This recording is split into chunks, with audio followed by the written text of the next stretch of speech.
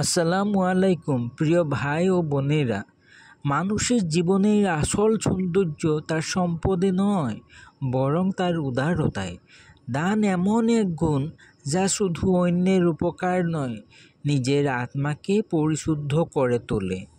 আমাদের প্রিয় নবী হযরত মুহাম্মদ সাল্লাল্লাহু আলাইহি ওয়াসাল্লাম ছিলেন দানের জীবন্ত প্রতীক।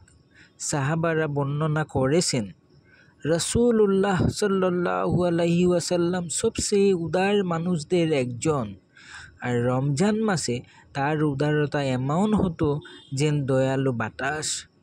সহিহ বুখারী আর সহিহ মুসলিমে এই কথা উল্লেখ আছে। অর্থাৎ নবীজির দানের ঢেউ কারো দরজায় থেমে থাকেনি, তা সমাজের প্রতিটি হৃদয়ে শুয়ে গেছে। আল্লাহ তাআলা পবিত্র কুরআনে ঘোষণা করছেন, তুমি যা কিছু দান করো আল্লাহ তা জানেন। সূরা বাকারায় এই কথা উল্লেখ আছে। তেও আরও বলছেন, যারা আল্লাহর পথে তাদের সম্পদ ব্যয় করে তাদের দৃষ্টান্ত হলো একটি বীজের মতো, যা 7টি শীষ উৎপন্ন করে, প্রতিটি শীষে 100টি দানা। সূরা বাকারায় এই কথা উল্লেখ আছে। অর্থাৎ দান কখনো নষ্ট হয় না, বরং আল্লাহ তা বহুগুণে ফিরিয়ে দেন। প্রিয় শ্রোতাবৃন্দ, আমাদের নবী মুহাম্মদ সাল্লাল্লাহু আলাইহি ওয়াসাল্লামের জীবনে দান শুধু কথাই নয়, কাজে প্রতিফলিত হয়েছে। একবার এক গরিব মানুষ তার কাছে এসে সাহায্য চাইলেন। নবীজির ঘরে তখন কিছুই ছিল না।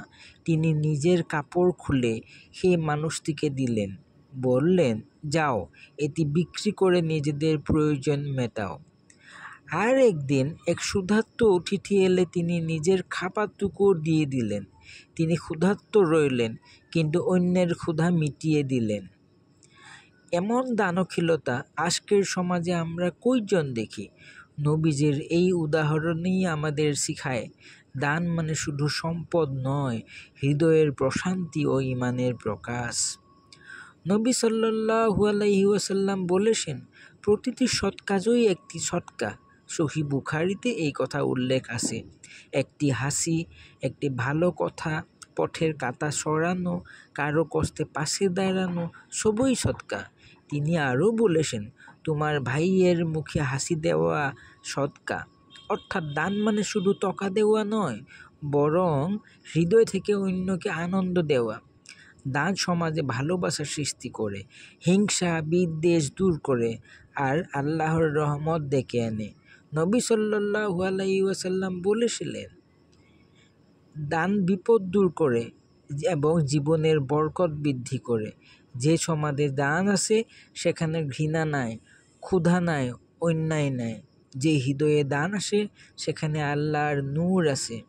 প্রিয় ভাই ও বোনেরা, আমরা যদি সত্যিকার অর্থে নবী মুহাম্মদ সাল্লাল্লাহু আলাইহি ওয়াসাল্লামের অনুসারী হতে চাই, তবে আমাদের তার দানশীলতার গুণ অর্জন করতে হবে। চলুন আজ আমরা সংকল্প করি, আমরা দান করব, ভালোবাসা ছড়াবো, অসহায়ের পাশে দাঁড়াবো। আমরা দান করব,